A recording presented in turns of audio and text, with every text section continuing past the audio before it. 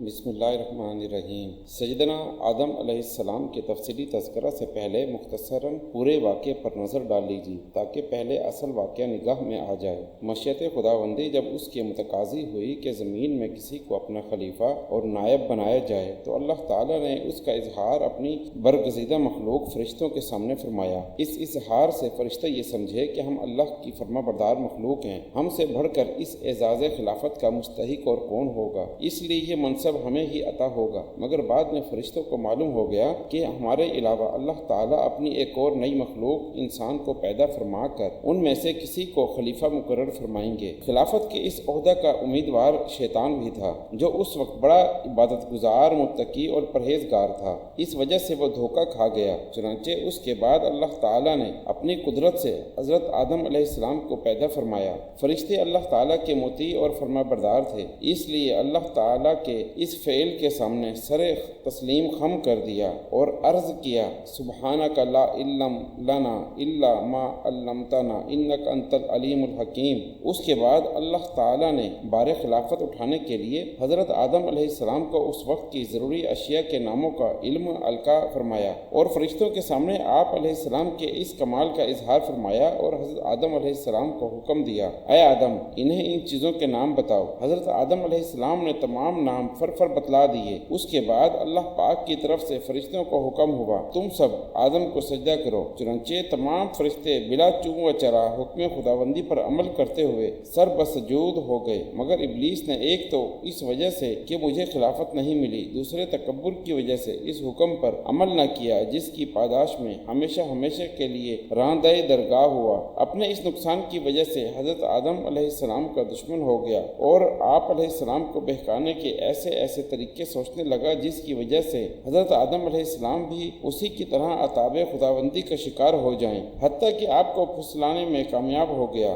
آپ علیہ السلام شیطان کی چکنی چپڑی باتوں اور قسموں سے دھوکہ میں آ گئے اور جس درخت کے قریب جانے سے آپ علیہ السلام نے منع کیا گیا تھا اسے کھا لیا۔ اس کا نتیجہ یہ ہوا کہ آپ علیہ السلام سے جنت کا لباس اتروا لیا گیا اور حکم ہوا کہ تم اور حضرت حوا جنت سے نکل کر زمین پر جاؤ۔ اس حکم پر آپ علیہ السلام کو اپنی غلطی کا احساس ہوا اور اللہ کے حضور گریہ وزاری اور اپنے کیے پر اظہار ندامت و شرمندگی، رونا گڑگڑانا شروع کر دیا اور دعا کرنی شروع کر دی، ربنا ظلمنا انفسنا وان لم تغفر لنا وترحمنا لنکونن من الخاسرین۔ اے ہمارے پروردگار، ہم نے اپنے نفسوں پر ظلم کیا، اگر آپ نے ہماری بخشش نہ کی اور رحم نہ کیا تو ہم لا محالہ نقصان اٹھانے والوں میں سے ہو جائیں گے۔ اللہ تعالیٰ نے آپ کی توبہ قبول فرمائی، مگر حکم ہوا اب آپ کو زمین پر ہی رہنا ہے، کیونکہ خلافت کا تمام کام زمین پر ہی لیا جائے گا۔ حضرت آدم علیہ السلام کی پیدائش سے پہلے پروردگار عالم جل جلالہ نے اپنے بڑے احسان کے ساتھ فرشتوں کی جماعت میں حضرت آدم علیہ السلام کی پیدائش کا ذکر فرمایا۔ چنانچہ ارشاد کیا، اور جب کہا تیرے رب نے واسطے فرشتوں کے، بے شک میں پیدا کرنے والا ہوں زمین میں ایک خلیفہ۔ جب ملائکہ نے یہ حکم سنا تو معلوم کر لیا حضرت آدم علیہ السلام خدا کا بڑا برگزیدہ نیک بندہ ہوگا۔ نمبر 1 اس کی پیدائش سے پہلے ہی منادی کر دی، نمبر 2 یہ کہ وہ خدا کا نائب ہو کر زمین میں حکومت کرے گا۔ مگر جب فرشتوں کو یہ بھی معلوم ہوا کہ اس کا خمیرہ اور مادہ ایسے اجسام مختلف اتباع سے ہوگا جن کو قوت شہویہ اور غضبیہ بھی لازم ہے کہ جس سے خام خواہ بدکاری وغیرہ فسادات ظہور میں آئیں گے، پھر نہایت عاجزی اور انکساری سے سوال کیا کہ الہی، پھر ایسے کو خلیفہ بنانے کی کیا حکمت ہے؟ رہی تیری تسبیح و تقدیس تو اس کے لیے ہم ملائکہ موجود ہیں جن میں قوت غضبیہ اور شہویہ کا مادہ ہی نہیں۔ پروردگار عالم نے فرمایا کہ جو کچھ مجھے معلوم ہے وہ تم کو معلوم نہیں۔ چنانچہ ارشاد ہے، کہا فرشتوں نے، کیا تو کرتا ہے زمین میں اس کے جو فساد کرے زمین میں اور بہائے خون، اور ہم تیری تعریف کے ساتھ تسبیح اور پاکیزگی بیان کرتے ہیں۔ پروردگار عالم نے فرمایا، میں جانتا ہوں جو تم نہیں جانتے۔ خلیفہ کا یہ مطلب ہے کہ یکے بعد دیگرے تمام انبیاء کرام خلیفہ رہیں گے۔ فرشتوں نے کہا، اتجعل، اعتراض اور حسد کے طور پر نہ کہا تھا۔ ایک تو پہلے جنات کے حالات دیکھ کر کہا تھا جن کا عنقریب ذکر آنے والا ہے، اور لوگوں میں سب ہی تو نیک نہیں ہوتے بلکہ مساوی بھی ہوتے ہیں، اور فرشتے نوری مخلوق ہیں، ان میں حسد، بخل وغیرہ کو تو مادہ ہی نہیں، باقی ہر مخلوق خون بہانے والی اور فسادی ہوتی ہے۔ اس لیے فرشتوں نے لاتا جو الو کہا تھا، لیکن پروردگار عالم جل جلالہ نے فرمایا کہ باوجود فسادوں کے بھی جو مصلحتیں ہیں وہ میں ہی جانتا ہوں، تمہارا علم وہاں تک نہیں پہنچ سکتا۔ میں جانتا ہوں کہ ان میں انبیاء اور صدیق اور شہید، عابد، زاہد اور اولیاء اور نیکوکار، ابرار اور مقرب بارگاہ الہی ہوں گے، اور علماء صلحاء متقی پرہیزگار بھی ہوں گے۔ حضرت ابن عباس رضی اللہ تعالی عنہ فرماتے ہیں کہ پہلے زمین پر جنات کئی ہزار سال حکومت کرتے رہے، سب زمین پر قابض تھے، حیوانات نباتات سے نفع اٹھاتے اور آسمان پر آتے جاتے تھے۔ پھر جنوں نے فساد مچایا، خون ریزی شروع کی، پھر پروردگار عالم جل جلالہ نے آسمان دنیا کے فرشتوں کو حکم دیا کہ جنوں کو زمین سے دور کرو تاکہ ان کی آلودگی سے زمین پاک ہو جائے۔ پھر فرشتوں نے خدا کے حکم کے موافق جنوں کو مار مار کر پہاڑوں اور جنگلوں، جزیروں میں پہنچا دیا۔ ابلیس لعین بھی ان میں سے تھا، اس کا نام عزازیل تھا، اور علم اور عبادت کے سبب سے جنوں سے ممتاز اور الگ تھا۔ فرشتوں میں رہتا تھا، وہ بھی فرشتوں کے ہمراہ آسمان پر گیا اور عذر بنایا کہ میں اور میری اولاد ان فسادوں میں شریک نہ تھے۔ حق تعالیٰ نے اس کو فرشتوں کی سفارش کے سبب سے مارنے اور نکالنے سے محفوظ رکھا۔ پھر شیطان کو یہ طمع ہوا کہ سب جنوں کو مار کر نکالا گیا ہے بغیر میرے، اب میں ان کی جگہ قابض اور متصرف رہوں گا۔ پھر عبادت میں اور زیادہ کوشش کرنی شروع کی۔ جب آسمان کی طرف سے دنیا کے فرشتوں کو کوئی حکم پہنچتا تو لعین فرشتوں سے بھی پہلے اس کام کو پہنچتا اور فرشتوں کے ساتھ اس کام کو سر انجام دیتا۔ پھر آسمان میں اس کی قدر و منزلت اور زیادہ ہو گئی اور اپنے دل میں اس بات کا امیدوار ہو گیا کہ اب دنیا کی خلافت مجھے ملے گی۔ جب خدا کا حکم فرشتوں کو پہنچا، اس وقت شیطان نے جانا کہ یہ قدر و منزلت خدا مجھے نہ دے گا۔ سب بندگی اور عبادت ریاکاری کی تھی، اس لیے اس کے دل میں حسد جوش کر گیا۔ جنات آدم علیہ السلام کی پیدائش سے کئی ہزار سال پہلے سے ہی زمین پر آباد تھے۔ ارشاد ربانی ہے، البتہ پیدا کیا ہے انسان کو ہم نے بجنے والی مٹی سے جو بنی ہوئی تھی کیچڑ سڑی ہوئی سے، اور پیدا کیا جنوں کو پہلے اس سے آگ لو والی سے۔ ابلیس عبادت کی وجہ سے جنات سے جدا ہو کر فرشتوں میں رہتا تھا، جیسا کہ اوپر بیان ہو چکا ہے۔ اللہ رب العزت نے جب حضرت آدم علیہ السلام کو پیدا کرنا چاہا تو حضرت جبریل علیہ السلام کو فرمایا کہ روئے زمین سے ہر رنگ کی مٹی، سفید، سرخ، سیاہ، شور و شیریں، نرم و سخت میں سے ایک مشت خاک اٹھا کر لا کہ میں ایک مخلوق پیدا کرتا ہوں۔ جب حضرت جبریل علیہ السلام زمین کے پاس گئے اور چاہا کہ ایک مشت خاک اٹھائے تو زمین نے پوچھا، کس واسطے اتنی مٹی کم کرتا ہے؟ حضرت جبریل علیہ السلام نے جواب دیا کہ حق تعالیٰ نے اس سے ایک مخلوق پیدا کریں گے جو زمین پر رہے گی، اور ان میں نیک و بد بھی ہوں گے، عقاب اور ثواب ان کے واسطے ہوگا۔ پھر زمین نے عرض کی کہ میں اللہ تعالیٰ کی عزت کی پناہ پکڑتی ہوں کہ تو مجھ سے مٹی نہ اٹھا، کیونکہ کچھ لوگ نافرمانی کی وجہ سے جہنم میں جلیں گے۔ حضرت جبریل علیہ السلام زمین کی فریاد سن کر واپس چلے گئے اور عرض کی کہ الہی، زمین تیری عزت کی پناہ چاہتی ہے، میں تیرے نام کی عزت سے مٹی نہ اٹھا سکا۔ پھر حق تعالیٰ جل شانہ نے حضرت میکائیل علیہ السلام کو بھیجا، وہ بھی واپس آ گئے۔ پھر پروردگار عالم نے حضرت اسرافیل علیہ السلام کو بھیجا، وہ بھی اسی طرح خالی ہاتھ واپس آ گئے۔ پھر پروردگار عالم نے حضرت اسرائیل علیہ السلام کو بھیجا تو حضرت اسرائیل علیہ السلام نے زمین کی منت وزاری، رونا دھونا نہ سنا اور کہا کہ میں اللہ تعالیٰ کے حکم کو تیری منت وزاری پر نہیں چھوڑ سکتا، میں خدا کا فرما بردار ہوں۔ ملک الموت فرشتہ مٹی لے کر واپس آ گیا۔ پھر پروردگار عالم نے روحوں کے قبض کرنے کا کام بھی اسی کے سپرد کیا۔ پھر اللہ تعالیٰ نے فرمایا، اس مشت خاک کو جہاں پر اب کعبہ مکرمہ ہے وہاں رکھو۔ پھر 40 دن اس پر بارش برسائی، 39 دن غم کی بارش اور 1 دن خوشی کی بارش برسائی گئی۔ اسی واسطے ہر آدمی اکثر رنج و غم، فکر و اندیشہ میں مبتلا رہتا ہے، خوشی بہت کم ہوتی ہے۔ فرشتوں نے خدا تعالیٰ کے حکم کے مطابق ایسی خاک کا گارا بنایا، پھر وہ کیچڑ خشک کیا جیسا کہ کمہار برتن کو خشک کرتا ہے، پھر وہ برتن آواز کرتا ہے۔ پھر اس گارے کو خدا کے حکم سے وادی نعمان جو مکہ اور طائف کے راستے میں عرفات سے متصل ہے لے جا کر فرشتوں نے ڈالا۔ پھر حق تعالیٰ نے اپنے دستے قدرت سے اس گارے سے حضرت آدم علیہ السلام کا خوبصورت جسم بنایا۔ پھر فرشتے اس قالب کو دیکھ کر حیران ہو گئے اور اس کے گرد گرد پھرتے رہتے، اور ابلیس بھی اس قالب کو دیکھنے آیا اور تعجب سے کہا کہ یہ جسم اندر سے خالی ہے، جگہ جگہ خلل ہیں، یہ بغیر سیر ہوئے پر نہ ہوگا، اگر سیر ہو جائے تو پھٹ جائے گا اور چلنے پھرنے میں سست ہوگا، اس سے کوئی کام نہ ہو سکے گا۔ مگر جب سینہ بائیں طرف سے دیکھا تو کہنے لگا یہ حجرہ دل بغیر دروازہ کے ہے، میں نہیں جانتا کہ اس میں کیا پوشیدہ ہے، شاید یہ وہی لطیفہ ربانی ہو کہ جس کے سبب سے یہ خلافت کا استحقاق حاصل کرے۔ بعض روایات میں ہے کہ وہ غالب 40 سال تک وہیں بے جان پڑا رہا، پھر جب پروردگار عالم جل جلالہ نے چاہا تو اس جسم میں روح کو داخل ہونے کا حکم دیا، داخل ہو جا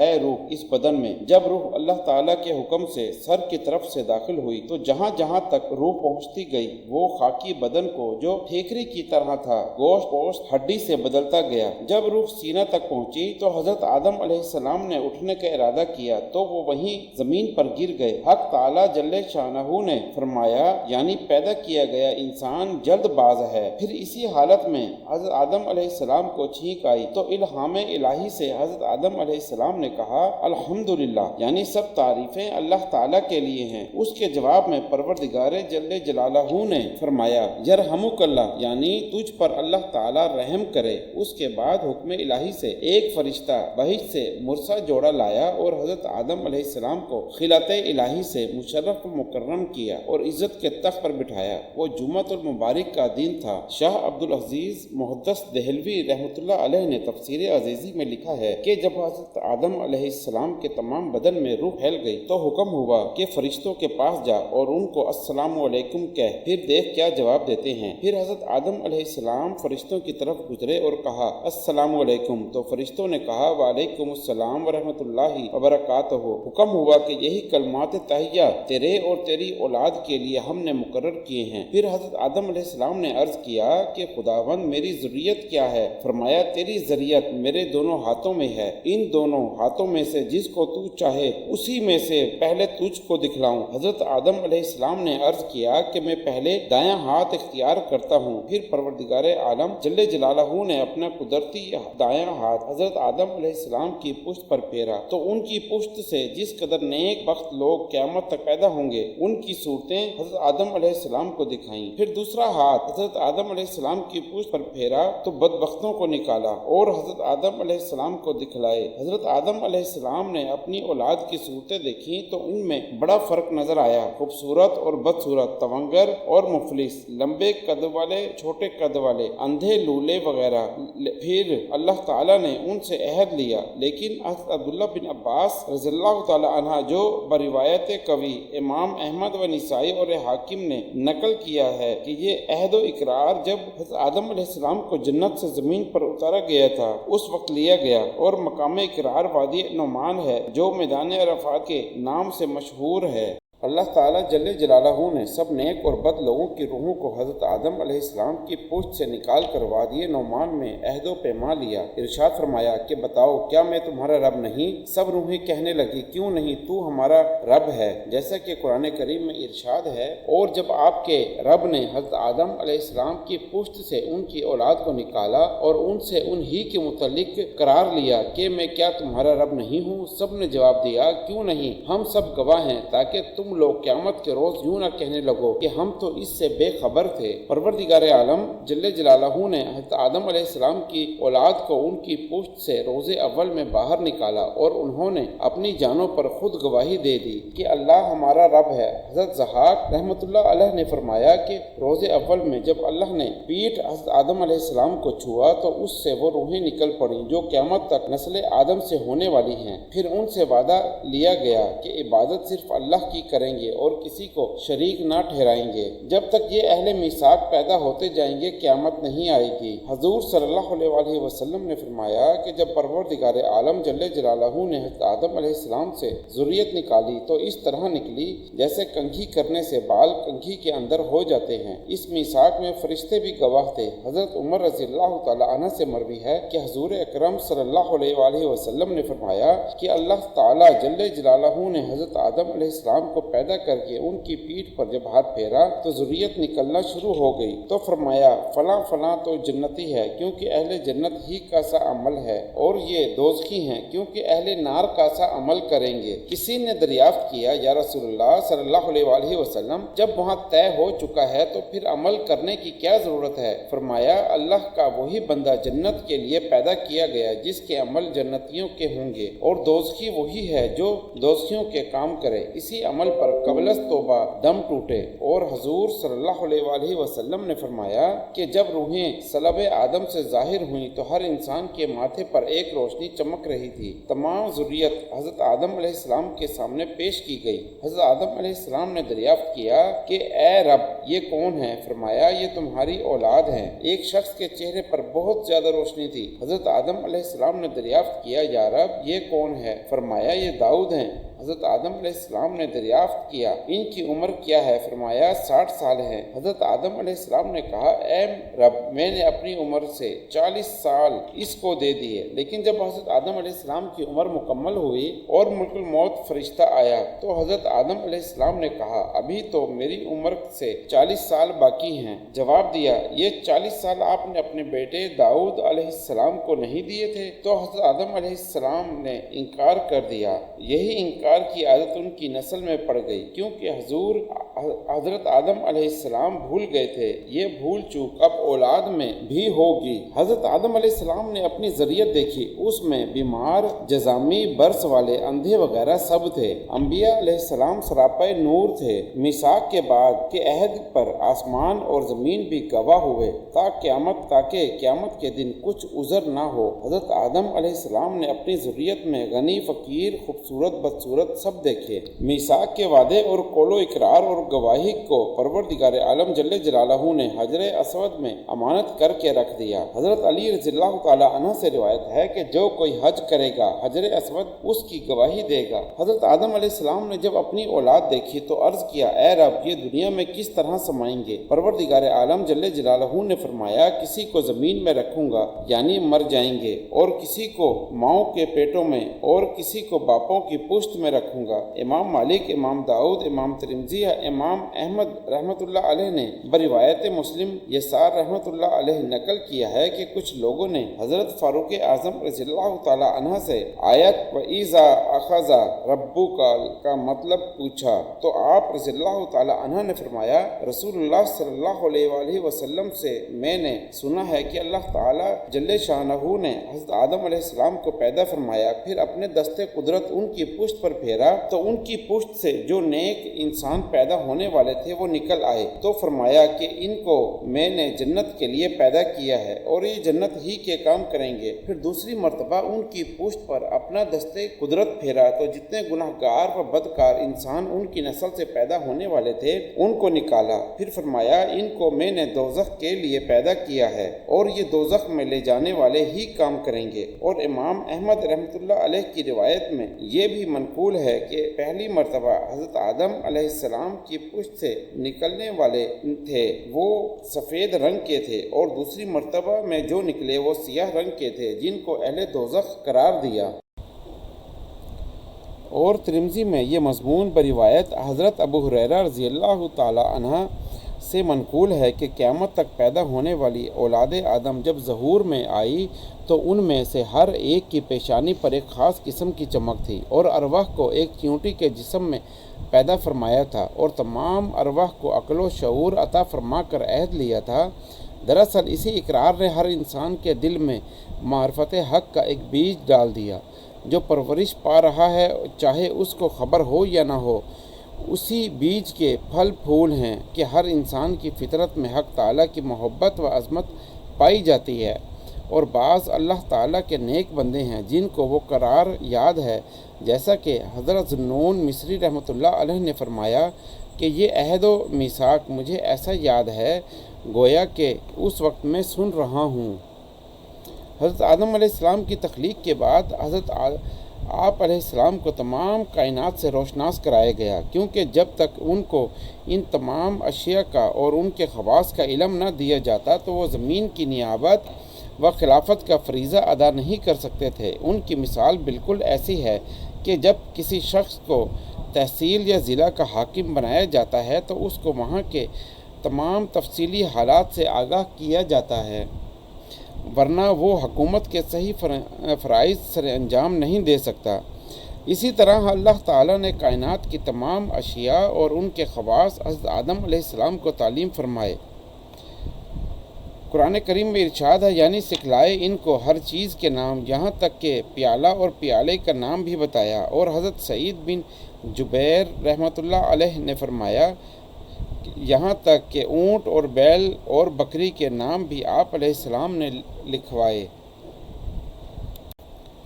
قرآن کریم میں ارشاد باری ہے، اور اللہ نے تمام چیزوں کے نام حضرت آدم کو سکھا دیے، پھر وہ چیزیں فرشتوں کے روبرو رکھ دیں، پھر ان سے کہا کہ اگر تم سچے ہو تو ان چیزوں کے نام بتاؤ۔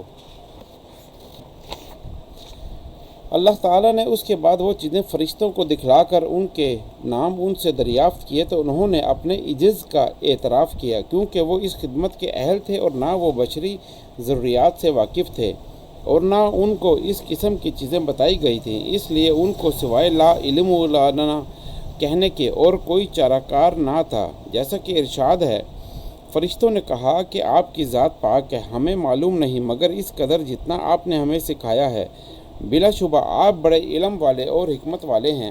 پھر اس کے بعد حضرت آدم علیہ السلام کو مخاطب کر کے کہا کہ تم ان کے نام بتاؤ، چنانچہ انہوں نے تمام چیزوں کے نام و خواص بتانا شروع کر دیے۔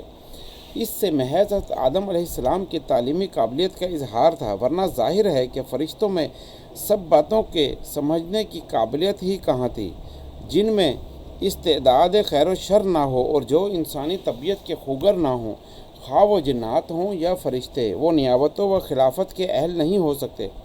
فرشتوں میں تو شر کی صلاحیت ہی نہیں، البتہ جنات میں خیر کی صلاحیت تو ہے، مگر ان میں شرکا کا اس قدر غلبہ ہے کہ ان میں خیر کی صلاحیت بہت کمزور ہو اور ضعیف ہے، لہٰذا انسان ہی اس کا اہل تھا اور اسی کو ہر چیز کا علم دیا گیا۔ نیز اس واقعے سے حضرت آدم علیہ السلام کی عالم کی عابد پر فضیلت بھی ظاہر ہو گئی، جیسا کہ نبی کریم صلی اللہ علیہ وآلہ وسلم نے فرمایا، ایک عالم کو عابد پر ایسی فضیلت اور بزرگی حاصل ہے جیسا کہ میری بزرگی ایک معمولی درجہ کے مسلمان پر۔ بہرحال جب حضرت آدم علیہ السلام نے تمام نام بتا دیے تو اللہ تعالیٰ نے حجت قائم کرتے ہوئے کہا، قال علم اقل لکم انی اعلم غیب السماوات والارض واعلم ما تبدون وما کنتم تکتمون۔ فرمایا اللہ تعالیٰ نے کہ کیا میں نے تم کو نہیں کہا تھا کہ بلا شبہ میں آسمانوں اور زمین کی تمام پوشیدہ چیزوں کو جانتا ہوں، جو کچھ تم ظاہر کرتے ہو اور جو پوشیدہ رکھتے ہو سب مجھے معلوم ہے۔ حضرت آدم علیہ السلام کی فوقیت اور برتری سامنے آ گئی تو اس کے بعد فرشتوں کو حکم دیا گیا کہ وہ حضرت آدم علیہ السلام کو سجدہ کریں، جیسا کہ ارشاد باری تعالیٰ ہے، اور جب کہا ہم نے فرشتوں کو کہ سجدہ کرو واسطے حضرت آدم علیہ السلام کے، پس سجدہ کیا سب فرشتوں نے، مگر شیطان نے انکار کیا اور تکبر کیا اور کہا تھا کافروں سے۔ سب سے پہلے حضرت اسرافیل علیہ السلام نے سجدہ کیا۔ اب ابلیس کا تکبر اور ظاہر ہو گیا۔ پروردگار عالم جل جلالہ نے کہا، اے ابلیس تو نے سجدہ کیوں نہ کیا جبکہ میں نے حکم دیا تھا، جیسا کہ فرمان ہے، کہاں شیطان نے اس سے میں بہتر ہوں، مجھے پیدا کیا گیا ہے آگ سے اور اس کی پیدا کیا چیچڑ سے، اس سے بھی میں بڑا ہوں اور بڑی عمر والا بھی ہوں اور قوی بھی ہوں اور مضبوط ہوں۔ آگ مٹی سے قوی ہوتی ہے، دوسرے مقام پر ہے۔ یہ تھا شیطان جنوں سے، پس اس نے اپنے رب کی نافرمانی کی، البتہ تحقیق پیدا کی ہے کہ ہم نے تم کو پھر صورتیں بنائی تمہاری، پھر کہا ہم نے فرشتوں کو سجدہ کرو واسطے حضرت آدم علیہ السلام کے، پس عہد کیا کہ سب فرشتوں نے، مگر نہ کیا شیطان نے اور نہ ہوا جھکنے والوں سے۔ اس کے انکار پر پروردگار عالم جل جلالہ نے فرمایا، قال یا ابلیس ما لک اللہ تکون مع الساجدین۔ فرمایا اللہ تعالیٰ نے کہ اے ابلیس، کیا ہے تیرے واسطے کہ میں جنت میں سجدہ کرنے والوں سے ہے؟ شیطان نے جواب دیا کہ مجھے لائق نہیں کہ میں بشر کو سجدہ کروں جو پیدا کیا ہے تو نے بجنے والی مٹی سے، جو بنی ہوئی تھی کیچڑ سے۔ اور ایک مقام پر شیطان نے کہا میں بہتر ہوں، اس سے پیدا کیا گیا ہوں، تو نے مجھ کو آگ سے اور اس کو مٹی سے پیدا فرمایا اللہ تعالیٰ نے نکل جا اس جگہ سے، بے شک تو راندہ کیا گیا اور تیرے پر لعنت ہے، تا قیامت لعنت ہے۔ شیطان نے کہا اے میرے رب مجھے ڈھیل دے اس دن تک کہ اٹھائے جائیں مردے، یعنی موت کی سختی مجھے نہ ہو۔ یہ سیاست تھی کہ موت کی تکلیف سے بچا رہے، لیکن پروردگار عالم نے فرمایا بے شک تو ان میں سے ہے جن کو ڈھیل دی گئی ہے ایک وقت معلوم تک، یعنی جہاں کے فنا ہونے تک۔ جب اللہ جل شانہ نے وعدہ فرما دیا تو شیطان نے اپنے دل کا حسد ظاہر کر دیا اور کہا بس قسم ہے تیری عزت کی کہ گمراہ کروں گا میں سب کو، مگر تیرے خالص بندے یعنی جن کو رحمت شامل ہو وہ بچ جائیں گے۔ پروردگار عالم جل جلالہ نے فرمایا میری بات بھی سچی ہے، فرمایا میں سچ کہتا ہوں اور میں ہمیشہ سچ کہا کرتا ہوں، بے شک بھر دوں گا میں دوزخ کو تجھ سے اور تیرے تابع داروں سے سب اکٹھے۔ جب سب فرشتوں نے حکم کی تعمیل کی تو شیطان نے انکار کر دیا، کیونکہ وہ فرشتوں کی جنس سے نہ تھا، جنات میں سے تھا، اپنی طبعی خباثت اور جبلی سرکشی سے ظاہر ہو گیا۔ پھر خدا تعالیٰ جل جلالہ نے فرمایا کہ میرے حکم کی تو نے مخالفت کی ہے، اب تو ہمیشہ کے لیے لعنتی ہے۔ حضرت ابن عباس رضی اللہ تعالیٰ عنہ سے روایت ہے کہ شیطان کی رسوائی اور ذلت کے بعد حضرت آدم علیہ السلام کا علم ظاہر کر کے پھر ان پر اونگ ڈال دی گئی، پھر ان کی بائیں پسلی سے حضرت حوا علیہ السلام کو پیدا فرمایا۔ تفسیر عزیزی میں ہے کہ فرشتوں نے حضرت آدم علیہ السلام کی پسلی کو چیر کر حضرت حوا علیہ السلام کو نکالا اور پھر پسلی کو سی دیا، اور حضرت آدم علیہ السلام کو خبر بھی نہ ہوئی۔ جب حضرت آدم علیہ السلام نے آنکھ کھولی تو اپنے خون اور گوشت کی وجہ سے انس اور محبت پیدا ہو گئی۔ پھر پروردگار عالم جل جلالہ نے کے حکم سے فرشتوں نے حضرت آدم علیہ السلام سے جناب سرور دو عالم صلی اللہ علیہ وآلہ وسلم پر 10 دفعہ درود شریف پڑھایا۔ پھر پروردگار عالم جل جلالہ نے انہیں حضرت آدم علیہ السلام کے نکاح میں دے دیا۔ یہ درود بی بی حوا علیہ السلام کے مہر کے طور پر پڑھایا گیا تھا۔ فرشتوں سے سجدہ کرانے کے بعد بی بی حوا علیہ السلام کو پیدا فرمایا، حضرت آدم علیہ السلام سے ان کا نکاح فرما دیا، پھر رہائش کے واسطے جنت کا حکم میں رہنے کا حکم دیا۔ چنانچہ ارشاد باری تعالیٰ ہے اور کہا ہم نے اے آدم تم اور تمہاری بیوی جنت میں رہو، جہاں سے چاہو با فراغت کھاؤ اور اس ایک درخت کے قریب بھی نہ جانا ورنہ تم ظالموں میں سے ہو جاؤ گے۔ پروردگار عالم جل جلالہ نے ارشاد فرمایا اے آدم اطمینان سے سب کچھ کھاؤ پیو تو اور تیری بیوی جنت میں بڑے آرام اور اطمینان سے رہو، صرف ایک درخت کے قریب بھی نہ جانا۔ یہ ایک امتحان تھا۔ توریت میں ہے کہ شیطان سانپ کے منہ میں بیٹھ کر اندر چلا گیا تھا۔ تفسیر حقانی میں ہے کہ روح بدل کر چلا گیا تھا۔ ناصح اور مشفق بن حضرت آدم علیہ السلام کے دل میں وسوسہ ڈالا اور کہنے لگا اے آدم علیہ السلام اس وقت تم پر بڑی مہربانی ہوئی ہے، لیکن تمہاری حیات اور بادشاہانہ طور طریقے سدا رہنے کا کوئی انتظام نہیں۔ اس تمہید کے بعد کہا لو میں تمہیں اس باغ میں ایک ایسا درخت بتاتا ہوں جس کے کھانے سے ہمیشہ جیتے رہو گے اور بے زوال سلطنت ملے گی۔ اس درخت کا نام شجرۃ الخلد ہے۔ حضرت ابن عباس رضی اللہ تعالیٰ عنہ فرماتے ہیں کہ وہ درخت گندم کا تھا، اور تفسیر عزیزی میں ہے کہ شیطان حضرت آدم علیہ السلام اور بی بی حوا علیہ السلام کے روبرو گیا، پھر کہا تم جانتے ہو کہ تمہارا کیا انجام ہوگا، اس عظیم تکریم فریفتہ پر مت جاؤ، آخر تمہارے واسطے موت ہے۔ حضرت آدم علیہ السلام نے فرمایا موت کیا چیز ہے؟ پھر شیطان نے اپنے آپ کو مرنے والے جانور کی شکل بنا کر حضرت آدم اور بی بی حوا علیہ السلام کے سامنے لٹایا، جس طرح کہ مرنے والے کی روح نکلتی ہے ویسی حالت بنا کر غرغر کرنے لگا اور ہاتھ پاؤں مارنے لگا۔ اس حالت کو دیکھ کر حضرت آدم علیہ السلام اور بی بی حوا علیہ السلام کے دل میں خوف پیدا ہو گیا۔ پھر شیطان نے کہا اس حالت سے محفوظ رہنے کے واسطے یہی ایک بات ہے کہ میں اس درخت کا میوہ کھاؤں اور پھر تم پر موت پھر تم پر موت نہ آئے گی۔ شیطان کا بیان یہ ہے جیسا کہ ارشاد ربانی ہے، کیا نہ بتاؤں میں تم کو ایک درخت کا کہ اس کا میوہ کھانے سے تم دائمی زندگی پاؤ گے اور لازوال سلطنت ملے گی تم کو۔ خدا نے اسی لیے اس درخت سے منع کیا ہے۔ شیطان ان کی خوشی اور آرام دیکھ کر حسد میں مبتلا ہوا اور مکاری اور فریب سے کام لینا شروع کیا تاکہ جو نعمتیں ان کو حاصل ہے اس سے یہ محروم ہو جائیں۔ پھر شیطان نے حضرت آدم علیہ السلام اور بی بی حوا علیہ السلام سے کہا کہ تمہارے رب نے تمہیں اس درخت سے اس لیے منع کیا ہے کہ اگر تم اس کا میوہ کھاؤ گے تو تم دونوں فرشتے بن جاؤ گے یا تم دائمی طور پر جنت میں رہنے والے بن جاؤ گے، جیسا کہ فرمان باری تعالیٰ ہے، مگر روکنے کی وجہ یہ ہے یا تم دونوں فرشتے بن جاؤ گے یا ہمیشہ جنت میں رہنے والے بن جاؤ گے جو دائمی سلطنت ہے۔ حضرت آدم علیہ السلام نے پھر بھی درخت کا میوہ کھانے سے انکار کر دیا۔ پھر شیطان نے قسم کھائی کہ میں تمہارا خیر خواہ ہوں، جیسا کہ فرمان باری تعالیٰ ہے، اور قسم کھائی ان دونوں کے روبرو کہ بے شک میں تمہارا خیر خواہ ہوں، پس فریب سے ان کو نکال لیا۔ فریب کے ساتھ قسم کھائی تو حضرت آدم علیہ السلام نے خدا کی قسم پر یقین کر لیا اور میوہ چکھا، جیسا کہ ارشاد باری تعالیٰ ہے، پس جب چکھا درخت کا میوہ ظاہر ہو گئے واسطے ان کے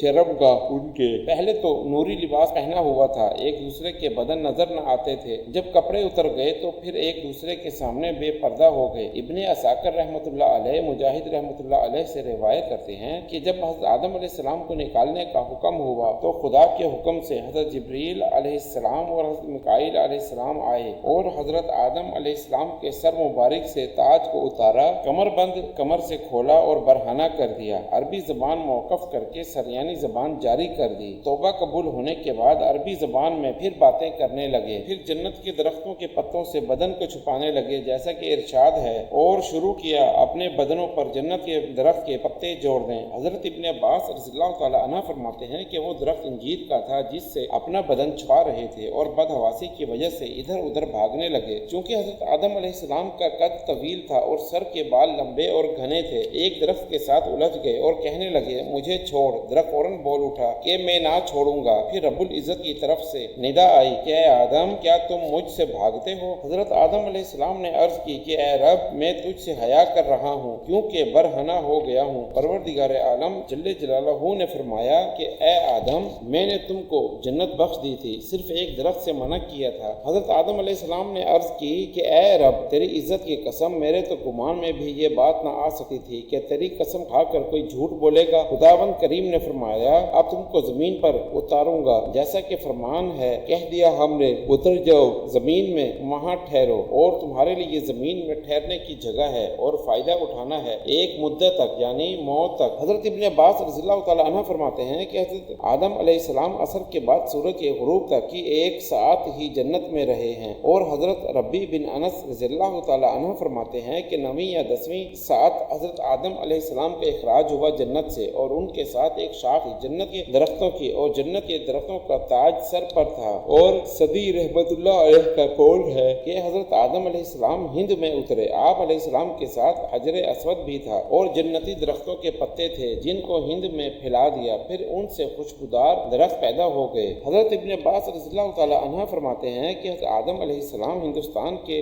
وہنا دہنا شہر میں اترے، پھر حضرت آدم علیہ السلام سخت پریشان تھے تو جبریل علیہ السلام نے آ کر اذان دی، تو اذان میں جب حضرت آدم علیہ السلام نے حضرت محمد صلی اللہ علیہ وآلہ وسلم کا نام سنا تو آپ علیہ السلام کو بڑی تسلی ہوئی۔ حضرت حسن بصری رحمۃ اللہ علیہ فرماتے ہیں کہ حضرت حوا علیہ السلام جدہ میں اترے اور ابلیس بصرہ سے چند میل کے فاصلے پر سیستان میں پھینکا گیا، اور سانپ اصفہان میں۔ بعض روایات میں ہے کہ طاؤس بھی تھا جو کابل میں اتارا گیا تھا، اس لیے کہ بعض روایات میں ہے کہ سانپ اور مور بھی شیطان کے داخلے میں شامل تھے۔ حضرت آدم علیہ السلام اور بی بی حوا علیہ السلام کے ہاتھ گھٹنوں پر تھے اور سر جھکا ہوا تھا۔ ابلیس نے انگلیوں میں انگلیاں ڈالی ہوئی تھیں اور آسمان کی طرف نظر جمائی ہوئی تھی۔ پروردگار عالم جل جلالہ نے حضرت آدم علیہ السلام سے فرمایا کہ جب میں نے تم کو اس درخت سے منع کیا تھا تو پھر کیوں کھایا؟ حضرت آدم علیہ السلام نے عرض کی یا رب مجھے حوا نے مشورہ دیا تھا۔ پروردگار عالم جل شانہ نے فرمایا کہ میں نے حوا کو حمل کے زمانے کی سختی، درد و تکلیف اور وضع حمل کے وقت درد و کرب اور ولادت کے وقت تک تکلیف اور یہ سب مصیبتیں دوں گا، اور حیض کی آلودگی اور خامد کے حکم میں رہنا اور اس کی تابع داری کرنا۔ پھر حضرت بی بی حوا علیہ السلام کا حضرت آدم علیہ السلام سے جدا ہونا اور اس گناہ کو دنیا میں مشہور کرنا، رنج و غم، محنت اور مشقت سے گزر کر یہ سب ایک بھول کی شامت سے ہیں۔ پروردگار عالم جل شانہ نے فرمایا کہ اے آدم، میں نے تجھے کہا تھا کہ شیطان تمہارا دشمن ہے، جیسے کہ فرمایا ہم نے کہہ دیا کہ اے آدم یہ تیرا اور تیری بیوی کا دشمن ہے، خیال رکھنا کہ کہیں تم دونوں کو جنت سے نکال نہ دے، پھر تم مشقت میں پڑ جاؤ گے۔ یہاں جنت میں تو کھانا پینا بغیر مشقت اور محنت کے ہے، یہاں نہ بھوکے رہو گے نہ پیاسے، پھر بھوک پیاس آ جائے گی۔ سرور کائنات صلی اللہ علیہ وآلہ وسلم نے ارشاد فرمایا کہ حضرت آدم علیہ السلام گندمی رنگ کے تھے اور لمبے لمبے بالوں والے اور بڑے قد و قامت والے تھے اور زیادہ بالوں والے تھے، اس لیے درختوں سے بال الجھ گئے تھے۔ ابن عساکر رحمۃ اللہ علیہ نے حضرت ابن عباس رضی اللہ تعالیٰ عنہ سے روایت کی ہے کہ جنت سے نکلنے کے بعد حضرت آدم علیہ السلام نے اس قدر گریہ وزاری کی کہ تمام نبی آدم اور حضرت داؤد علیہ السلام کا گریہ بھی ان کے ساتھ کریں، پھر بھی حضرت آدم علیہ السلام کی گریہ زاری زیادہ ہوگی۔ اور بہقی رحمۃ اللہ علیہ نے شعب الایمان میں حضرت بریدہ رضی اللہ تعالیٰ عنہ سے مرفوعہ روایت کی ہے، اگر برابر کیے جائیں آنسو حضرت آدم علیہ السلام کے ساتھ تمام اولاد کے، تو حضرت آدم علیہ السلام کے آنسو زیادہ ہوں گے۔ اور حضرت آدم علیہ السلام نے دنیا میں آ کر سب سے پہلے بہی کا میوہ کھایا تو پیٹ میں درد ہوا، پھر نہایت حیران ادھر ادھر پھرنے لگے اور معلوم نہ تھا کہ یہ تکلیف کیسے رفع ہوگی۔ حضرت جبریل علیہ السلام آئے تو قضائے حاجت کا طریقہ بتایا، جب آپ کو براز میں بدبو محسوس ہوئی تو پھر اور زیادہ گریہ وزاری شروع کی۔ 17 دن روتے رہے کیونکہ جنت میں منہ کی خوشبو سے میوے ہضم ہوتے تھے۔ اس حدیث کو ارزقی رحمۃ اللہ علیہ نے تاریخ مکہ میں اور جندی رحمۃ اللہ علیہ نے فضائل مکہ اور بہقی رحمۃ اللہ علیہ نے کتاب الدعوات میں حضرت بریدہ اسلمی رضی اللہ تعالی عنہ سے متعدد اسناد سے روایت کیا ہے، اور امام عبد الحمید رحمۃ اللہ علیہ نے بواسطہ ضحاک حضرت ابن عباس رضی اللہ تعالی عنہ سے روایت نقل کی ہے کہ حضرت آدم علیہ السلام 200 سال اپنی توبہ کے فکر میں غم زدہ رہے اور گریہ زاری کرتے رہے۔ ایک دن کف دست اپنی پیشانی پر رکھ کر اور سر زانوں پر رکھ کر رو رہے تھے کہ حضرت جبریل علیہ السلام تشریف لائے۔ حضرت آدم علیہ السلام کی گریہ وزاری دیکھ کر وہ بھی رونے لگے اور حضرت آدم علیہ السلام سے عرض کیا کہ اس قدر کیوں رو رہے ہیں؟ حضرت آدم علیہ السلام نے کہا کہ آسمان کی بلندی سے مجھے زمین کی پستی میں ڈال دیا گیا ہے اور دار مقاطع سے دار زوال میں گرایا گیا ہے، نعمتوں کے گھر سے نکال کر رنج و غم میں اتارا گیا ہے اور مقام جاوید سے فنا کے مقام میں لایا گیا ہے۔ پھر حضرت جبریل علیہ السلام نے خدا کے دربار میں حضرت آدم علیہ السلام کی فریاد پہنچائی۔ پروردگار عالم جل جلالہ نے فرمایا میری رحمت میرے غضب پر غالب ہے، تیری آواز میں نے سنی اور تیری گریہ زاری پر رحم کیا اور تیری تقصیر سے درگزر کیا۔ بعض روایات میں ہے کہ حضرت آدم علیہ السلام کو زمین پر اتارا گیا تو 40 دن تک رنج و غم میں نہ کھایا نہ پیا، 300 سال مسلسل گریہ وزاری کرتے رہے۔ گریہ وزاری اور گناہ کے رنج و غم سے حضرت آدم علیہ السلام کا رنگ مبارک سیاہ ہو گیا تو پروردگار عالم جل جلالہ نے یہ کلمات تعلیم فرمائے، ارشاد خداوندی ہے، اے رب، اے ہمارے رب، ہم نے ظلم کیا اپنے نفسوں پر، اگر تو نے نہ ہم کو بخشا اور نہ رحم کیا ہم پر، ضرور ہو جائیں گے ہم خسارے والوں میں سے۔ طبرانی، حاکم اور بہقی رحمۃ اللہ علیہ سے حضرت امیر المومنین عمر ابن خطاب رضی اللہ تعالی عنہ سے روایت نقل کی ہے کہ حضرت صلی اللہ علیہ وآلہ وسلم نے ارشاد فرمایا کہ حضرت آدم علیہ السلام سے جب گناہ سرزد ہوا اور پھر عذاب الہی نازل ہوا تو توبہ قبول ہونے میں حیران تھے کہ اتنے میں انہیں یاد آ گیا کہ جس وقت خدا نے ان کو پیدا کیا تو اس وقت انہوں نے اپنا سر عرش عظیم کی طرف اٹھایا تھا تو وہاں لکھا ہوا دیکھا لا الہ الا اللہ محمد الرسول اللہ، اور یہ سمجھ لیا تھا کہ محمد صلی اللہ علیہ وآلہ وسلم کوئی بہت بڑے درجے والے ہوں گے، اسی لیے ان کا نام خدا نے اپنے نام کے ساتھ لکھا ہے۔ تو پھر عرض کیا یعنی الہی مجھے محمد صلی اللہ علیہ وآلہ وسلم کے لحاظ سے بخش دے۔ خدا تعالیٰ نے فرمایا کہ میں نے محمد صلی اللہ علیہ وآلہ وسلم کے لحاظ سے بخش دیا۔ پھر فرمایا تجھے کیسے معلوم ہوا؟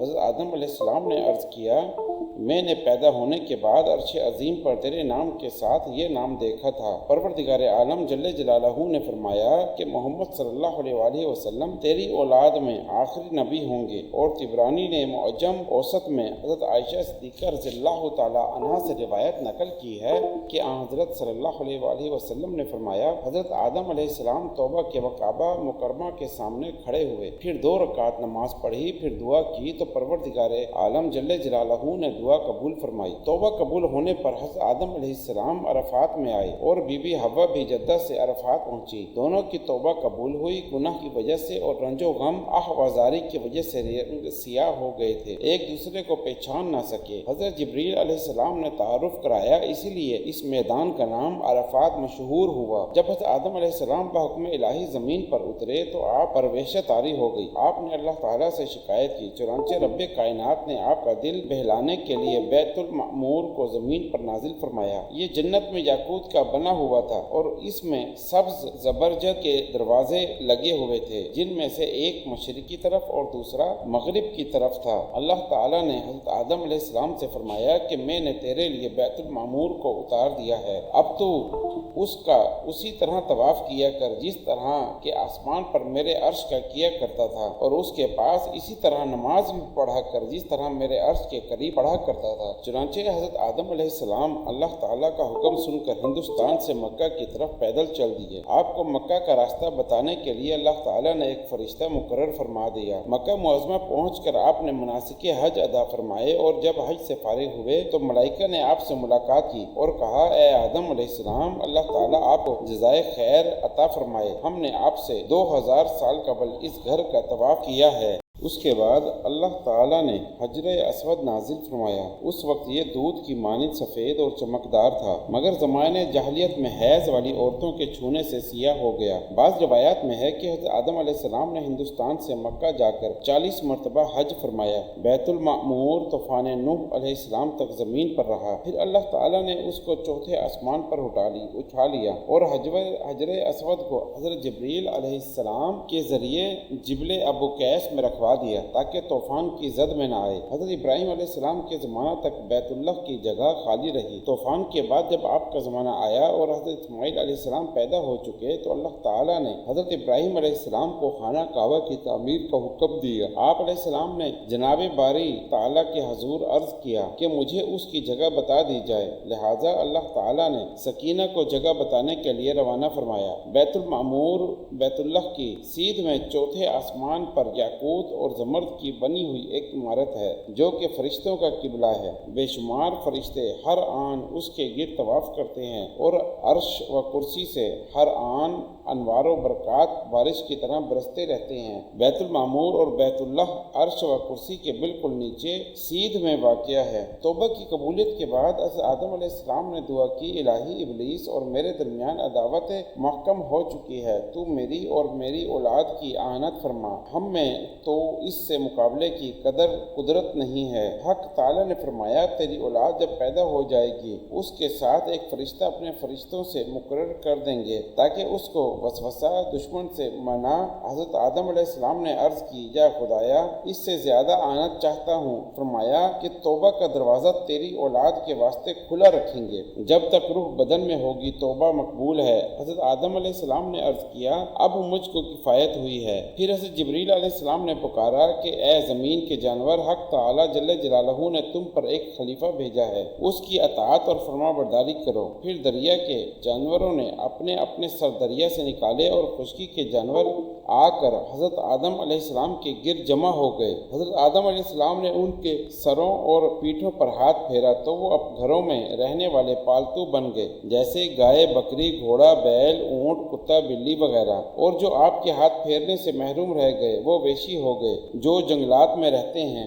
گریہ و زاری کی وجہ سے حضرت آدم علیہ السلام کا رنگ مبارک سیاہ ہو گیا تھا۔ توبہ قبول ہونے کے بعد پروردگار عالم جل جلالہ نے حکم دیا کہ چاند کی 13ویں کا روزہ رکھیں، اور جب 13ویں کا روزہ رکھا تو تیسرا حصہ بدن کا سفید ہو گیا، پھر 14ویں کا روزہ رکھا تو 2 حصے بدن صحیح ہو گیا، پھر 15ویں کا روزہ رکھا تو سارا بدن صحیح ہو گیا، پھر ہر ماہ میں 3 روزے ان پر اور ان کی اولاد پر فرض فرما دیے گئے اور حضرت نوح علیہ السلام کے زمانے تک فرض رہے، اب مستحب ہیں۔ اور حدیث میں ہے کہ رمضان اور ہر ماہ میں 3 روزے رکھنا دل کے کھوٹ اور وسوسے کو دور کرتا ہے۔ ویلمی رحمۃ اللہ علیہ نے مسند فردوس میں بروایت حضرت انس بن مالک رضی اللہ تعالی عنہ حضرت صلی اللہ علیہ وسلم کا ارشاد نقل فرمایا کیا ہے یعنی سب سے پہلے بننے کا کام حضرت آدم علیہ السلام نے کیا، اور حاکم رحمۃ اللہ علیہ نے حضرت ابن عباس رضی اللہ تعالیٰ عنہ سے روایت کی ہے، اور ابن عساکر نے یوں کہا، یعنی حضرت آدم علیہ السلام کاشتکاری کرتے تھے اور حضرت نوح علیہ السلام بڑھئی یعنی لکڑی کا کام کرتے تھے، حضرت ادریس علیہ السلام درزی کا کام کرتے تھے، اور حضرت ہود علیہ السلام اور حضرت صالح علیہ السلام تجارت کرتے تھے، حضرت ابراہیم علیہ السلام اور حضرت لوط علیہ السلام زراعت کا کام کرتے تھے، حضرت سلیمان علیہ السلام خواص تھے یعنی درختوں کے پتوں سے کچھ چیزیں بناتے تھے، باوجود اتنی بڑی بادشاہی کے ہر ماہ میں 9 روزے رکھتے تھے، 3 روزے چاند کی شروع میں، 3 درمیان میں اور 3 آخر میں، باوجود اتنے زہد اور تقوی کے پھر بھی جسمانی طاقت خدا نے اتنی دی تھی کہ 700 کنیزیں اور 300 منقوہہ بیویاں گھر میں موجود تھیں۔ حضرت عیسیٰ علیہ السلام سیاح تھے اور فرماتے تھے کہ جس نے مجھے چاشت کا کھانا کھلایا وہ شام کو بھی کھلائے گا، باوجود اتنے سفر کے تمام رات عبادت کرتے اور دن کو روزہ رکھتے۔ حضرت محمد صلی اللہ علیہ وآلہ وسلم بچپن میں بکریاں چرایا کرتے تھے، اور جوانی میں حضرت صلی اللہ علیہ وآلہ وسلم نے تجارت کا پیشہ اختیار فرمایا۔ ہر پیغمبر نے اپنے ہاتھ کی کمائی کھائی ہے، اور حضرت آدم علیہ السلام بارش کا پانی پیتے تھے، اور ابن ابی شیبہ رحمۃ اللہ علیہ نے کعب احبار رحمۃ اللہ علیہ سے روایت کی ہے کہ روپیہ اشرفی حضرت آدم علیہ السلام نے بنایا اور سونا اور چاندی کی قیمتوں میں رواج دیا۔ حضرت آدم علیہ السلام کے ساتھ جنت سے حجر اسود بھی آیا تھا۔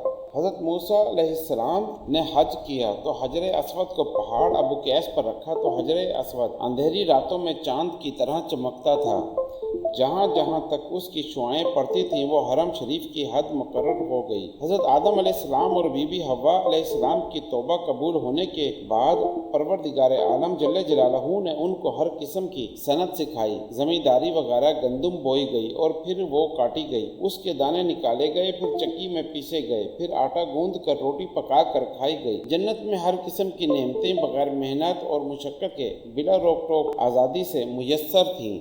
حضرت آدم علیہ السلام خدا کے حکم سے جس بھائی کے ساتھ بہن پیدا ہوتی تھی دوسرے جوڑے سے نکاح کر دیتے تھے۔ سب سے بڑا قابیل تھا، اس کے ساتھ جو لڑکی پیدا ہوئی وہ نہایت خوبصورت تھی جس کا نام اکلیمہ تھا، اور دوسرے جوڑے میں جو لڑکا پیدا ہوا اس کا نام ہابیل رکھا گیا، اور اس کے ساتھ جو بہن پیدا ہوئی وہ کچھ زیادہ خوبصورت نہ تھی۔ تو جب حسب دستور حضرت آدم علیہ السلام نے ان دونوں جوڑوں کا آپس میں نکاح کرنے کا ارادہ فرمایا تو قابیل نے انکار کر دیا اور کہنے لگا کہ میں تو اکلیمان سے ہی نکاح کروں گا۔ حضرت آدم علیہ السلام نے فرمایا تم دونوں اپنی اپنی قربانیاں میدان میں لے جاؤ، جس کی قربانی منظور ہوگی اسی کا نکاح اکلیمہ کے ساتھ کر دیا جائے گا۔ تو ہابیل نے اپنے ریوڑ سے بہترین دمبا لے لیا، اور قابیل چونکہ حق پر نہ تھا اور ردی گندم لے گیا۔ اس وقت خدا کا حکم یہ تھا ایک آگ آ کر جو صدقہ اور قربانی منظور ہوتی اس کو جلا دیتی اور جو نہ منظور ہوتی اس کو نہ جلاتی۔ تو خدا کی طرف سے آئی ہوئی آگ آئی اور اس نے ہابیل کا دمبا جلا دیا، اور قابیل کی جو ردی اور بیکار گندم تھی وہ رہ گئی۔ قابیل اس توہین کو برداشت نہ کر سکا، اس نے غیظ و غضب میں آ کر ہابیل سے کہا کہ اب میں تجھے قتل کروں گا، جیسا کہ قرآن پاک میں ارشاد باری تعالیٰ ہے۔ اور پڑھیے ان کے سامنے آدم علیہ السلام کے 2 بیٹوں کی خبر۔ جب قربانی کی انہوں نے قربانی کرنا بس قبول کی گئی ایک ہی ان 2 میں سے، اور نہ قبول کی گئی دوسرے سے، کہا اس نے میں ضرور مار ڈالوں گا تجھے، یعنی ہابیل نے کہا سوائے اس کے نہیں قبول کرتا ہے اللہ تعالیٰ پرہیزگاروں سے، اگر ہاتھ بڑھائے تو میری طرف تاکہ قتل کرے تو مجھے پھر بھی تیری طرف ہاتھ نہ اٹھاؤں۔ بے شک میں ڈرتا ہوں خدا سے جو تمام مخلوق کا رب ہے، میں چاہتا ہوں کہ تو میرا گناہ بھی حاصل کرے اور اپنا گناہ بھی، پھر ہو جائے دوزخ والوں میں سے، اور یہی سزا ہے ظالموں کی۔ پس آمادہ کیا اس کو اس کے نفس نے بھائی کے قتل پر، پس قتل کر دیا اس کو، پس ہو گیا خساروں میں رہنے والوں میں سے۔ کہتے ہیں کہ جنگل میں ہابیل ایک پتھر پر سر رکھ کر سویا ہوا تھا، قابیل نے اوپر سے دوسرا پتھر مار کر اس کو شہید کر دیا۔ قتل کرنے کے بعد اس کی ناز چھپانے کا طریقہ معلوم نہ تھا، کیونکہ اس سے پہلے حضرت آدم علیہ السلام کی اولاد میں کوئی بھی فوت نہ ہوا تھا کہ ناز چھپانے کا طریقہ معلوم ہوتا، اس لیے قابیل حیران تھا۔ آخر پروردگار عالم جل جلالہ نے مہربانی فرما کر ایک کوے کو بھیجا۔ بعض کہتے ہیں کہ 2 کوے تھے، ایک نے دوسرے کو مارا، پھر زمین کریز کر گڑھا بنایا، پھر پھر اس میں اس مردے کو رکھا اور مٹی ڈال کر ناش چھپا دی، جیسا کہ ارشاد باری تعالیٰ ہے۔ پس بھیجا اللہ نے کوا جو کریدتا تھا زمین کو، تاکہ اس کو دکھائے کہ کس طرح چھپاتا ہے لاش اپنے بھائی کی۔ وہ بولا، ہائے افسوس، مجھ سے بھی تو اتنا نہ ہو سکا کہ کوے جیسا ہوتا کہ چھپا لیتا لاش اپنے بھائی کی، پس ہو گیا پچھتانے والوں میں سے۔ امام احمد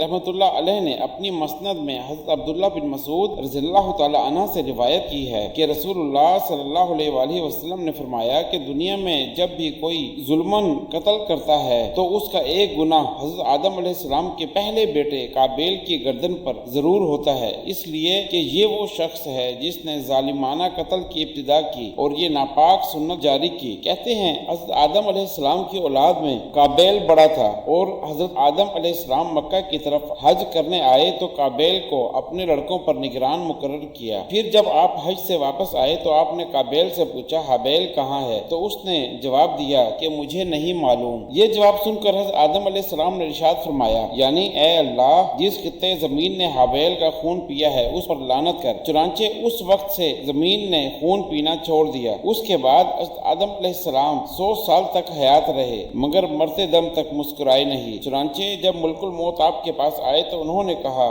یہ سن کر حضرت آدم علیہ السلام نے دریافت کیا کہ بیعت کے کیا معنی ہیں؟ تو ملک الموت نے کہا کہ یہ تو میں نے صرف آپ کو ہنسانے کے لیے کہا ہے۔ حضرت انس رضی اللہ تعالی عنہ سے روایت ہے کہ حضور صلی اللہ علیہ وآلہ وسلم سے منگل کے دن کے بارے میں سوال کیا گیا تو آپ صلی اللہ علیہ وآلہ وسلم نے فرمایا، وہ یوم الدم، خون کا دن ہے۔ اس روز حوا کو حیض آیا اور اسی دن ہابیل کو قابیل نے قتل کیا۔ امام مقاتل کا بیان ہے کہ اس خون ریزی سے پہلے پرندے اور وحشی جانور بنی آدم سے مانوس تھے، مگر جب قابیل نے ہابیل کو قتل کر دیا تو پرندے اور درندے سب انسانوں کے پاس سے بھاگ گئے، اور درختوں پر کانٹے اگ گئے، اور بہت سے پھل اور میوے کھٹے ہو گئے، اور سمندروں کا پانی کھارا ہو گیا، اور زمین گرد آلود ہو گئی۔ امام داؤد نے حضرت سعد بن ابی وقاص رضی اللہ تعالی عنہ سے نقل کیا ہے کہ انہوں نے حضور صلی اللہ علیہ وآلہ وسلم سے پوچھا کہ اگر کوئی شخص مجھ پر دست درازی کرے تو میں کیا کروں؟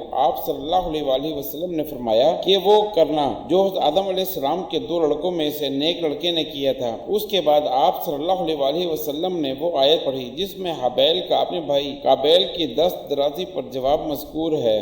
دمشق کے شمال میں جبل قادسون پر ایک زیارت گاہ بنی ہوئی ہے جو مقتل ہابیل کے نام سے مشہور ہے، اور اس کے متعلق ابن عساکر رحمۃ اللہ علیہ نے احمد بن کثیر رحمۃ اللہ علیہ کے تذکرہ میں ان کا ایک خواب نقل کیا ہے جس میں مذکور ہے کہ انہوں نے نبی کریم صلی اللہ علیہ وآلہ وسلم کو خواب میں دیکھا اور آپ صلی اللہ علیہ وآلہ وسلم کے ساتھ ہابیل بھی تھے۔ ہابیل نے قسم کھا کر کہا کہ میرا مقتل یہی ہے، اور آپ علیہ السلام نے ان کے قول کی تصدیق فرمائی۔ حضرت ابن عباس رضی اللہ تعالی عنہ نے فرمایا کہ حضرت آدم علیہ السلام کے 40 بچے تھے، جوڑا جوڑا، جن میں ہابیل، قابیل، صالح، عبد الرحمن اور حضرت شیش علیہ السلام تھے۔ حضرت شیش علیہ السلام کو حضرت آدم علیہ السلام نے اپنی زندگی میں خلیفہ بنایا تھا۔ حضرت آدم علیہ السلام کی عمر 1000 سال تھی۔ روز اول میں حضرت داؤد علیہ السلام کو دیکھا اور ان کی طرف دل مائل ہوا تو عرض کیا، خدایا یہ کون ہے؟ پروردگار عالم نے فرمایا، یہ تیری اولاد میں سے داؤد علیہ السلام ہے۔ غرض عرض کیا کہ اس کی عمر کتنی ہے؟ فرمایا 60 سال۔